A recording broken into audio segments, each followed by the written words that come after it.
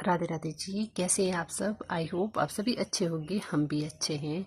आज का विशेष टॉपिक मेरा इस पर है, हम ना भारत देश में रहने के बावजूद हमें ये तो पता होना ही चाहिए हमारे आस पड़ोस के देशों में क्या क्या हो रहा है ना। तो 2021 में ना म्यांमार में तख्ता पलट की सरकार कुछ इस तरह से हंगामा किया था। और उसके बाद 21 के बाद 2022 में श्रीलंका में वहाँ के जो प्रधानमंत्री हैं उनको भी देश से भगा दिया गया था। ये आप सभी को पता होगा, ये बताने की मुझे आई थिंक से ज़रूरत भी नहीं है। और उसके बाद 2024 में बांग्लादेश में आग लगाने की कोशिश, और 2025 में नेपाल में इतनी ज़्यादा आग, और जो जनता है सड़कों पर उतरकर अपने देश के प्रधानमंत्री को भगाने पर मजबूर कर दिया है ना।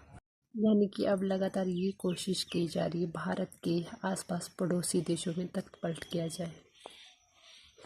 जब भी किसी देश की सत्ता पलटनी हो तो उसके लिए सबसे पहले जनता को भड़काया जाता है, उकसाया जाता है, और उन्हें सड़कों पर लाकर भीड़ इकट्ठा करी जाती है ना। ये सब चीज़ें कब तक होती रहेगी? अब दिल्ली की बात ले लो, किसान आंदोलन शुरू किया, दिल्ली की चौखट पर आकर लोगों को खड़ा कर दिया, भीड़ इकट्ठा कर दी, मणिपुर जैसे राज्य को जलाने की कोशिश की। जब भी कोई मुद्दा इस तरह से सड़कों पर आता है उसके लिए तो पहले एक सेटअप होना चाहिए ना। अभी वर्तमान में ही ले लो, वोट चोरी का, ये भी कोई एक मुद्दा सेट किया हुआ है ना। और ये सारी चीज़ें हमारे देश की जनता को क्यों समझ में नहीं आती है, या फिर समझना ही नहीं चाहते हैं। हमें अपने देश से मतलब है, हम अपने देश को बचाना है। मैं किसी पार्टी या किसी और चीज़ की बात नहीं करती हूँ। देश हमारा है, इसको बचाना हमारी प्रायोरिटी है ना। और ये सारी चीज़ें बाहर से आकर हमारे देश में हो रही है और हम लोग देख रहे हैं।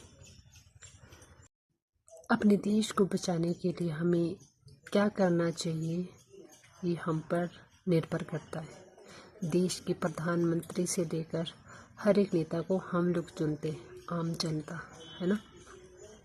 शुक्र है हमारे देश के प्रधानमंत्री का, जो इस षड्यंत्र का भी शांतिपूर्ण तरीके से जवाब दे रहे हैं।